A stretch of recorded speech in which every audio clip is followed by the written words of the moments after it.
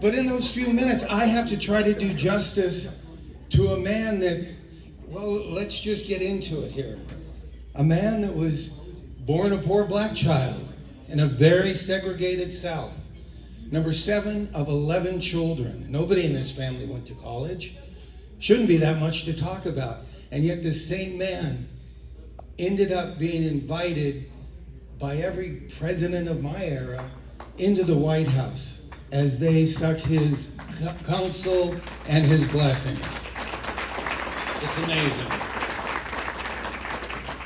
Now look, I could easily spend the evening talking about how plowing those fields as a boy with the sun on his feet because he didn't have shoes on, but plowing those fields and the determination and the work ethic gave him, and some pretty big thighs, which he put to really good use when he earned that first scholarship.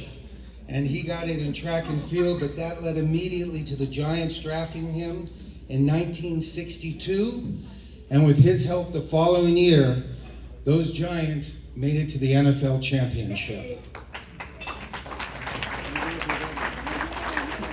And then fortunately, I consider fortunately for me, then he was traded to the LA Rams. And you have to remember, back then, the LA Rams were going through some very tense racial challenges in the whole organization.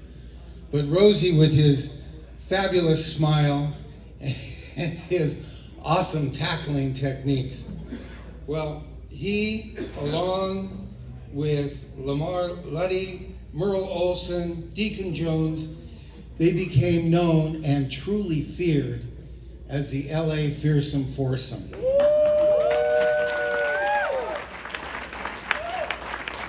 You know, that was the NFL's very first all-star defensive line. And you know, I could spend a whole other evening talking about Rosey in front of the camera. I mean, after all, 75 acting credits, including that cult classic that he did, The Thing with Two Heads, where he said those immortal lines, "Don't be smoking while I be eating." And then there's always, "And now you know, you gots to go." But still, even that film let people look at prejudice in a different way. And that was Rosey. He was opening doors and doing that. Anyway, I got to stay on script here because otherwise I will go off. It's so hard to talk about this man that I love and has meant so much for me. And he was also the first actor of color to be signed as a regular to a TV series.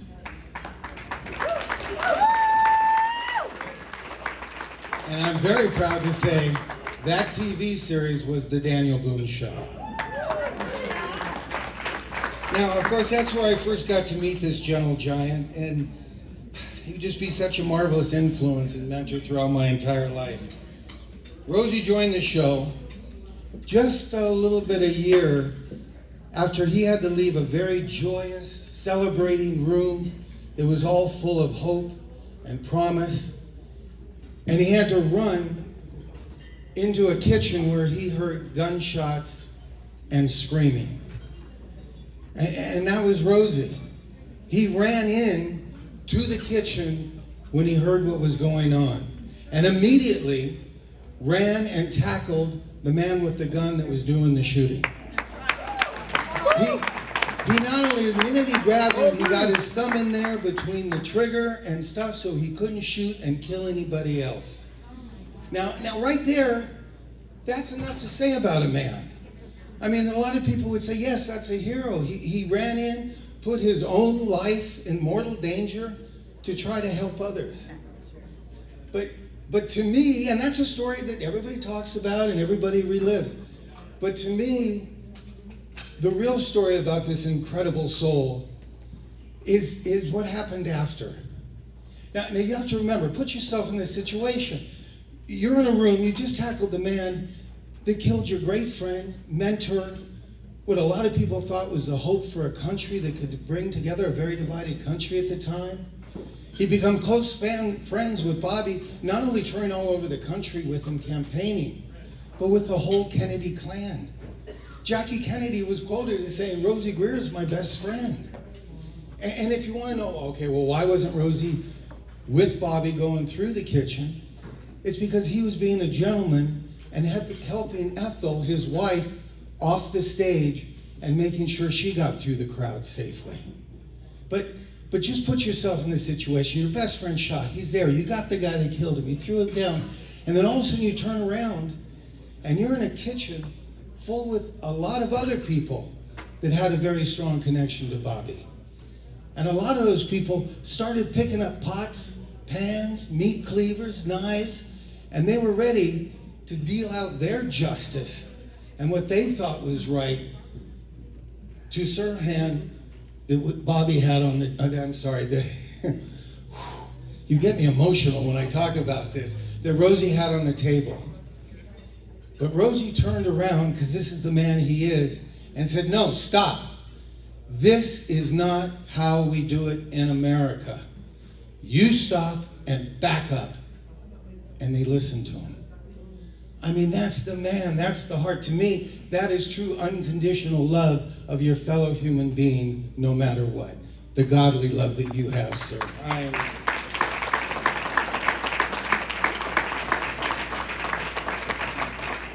But anyway, God, like I said, I get off script here. And Rosey, yes, he did become an ordained minister in 1984, but he was obviously showing God's love and true compassion long before that. But let me get back to how he affected me.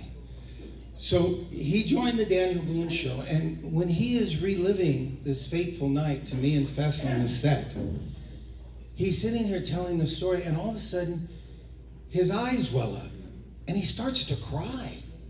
I mean, tears coming down. And what was more amazing to this, I don't know if I was 9 or 10 years old, but what was more amazing to this little boy is he wasn't ashamed of it. He wasn't embarrassed by it. and he taught me right then and there that it's okay for big boys to cry. It's okay to let out your emotions. And as a matter of fact, he even told me later, it's good to cry, it gets the sand out of your eyes. But you have to remember the times back then. There were very defined lines about what was appropriate for female behavior, boys' behavior, and what was, for the boys' behavior. And crying for a young man certainly was not acceptable. I mean, it almost would have been as bad as, I don't know, a grown man doing needlepoint. Which, of course, with that, again, Rosey made world news when he wrote the book, Needlepointing for Men, where he got to teach a whole generation that it's okay to do what you love to do. It's okay to be who you are. It's okay to pursue these things because God didn't make a mistake. If you love it and it's right and you're not hurting other people, go do it, right?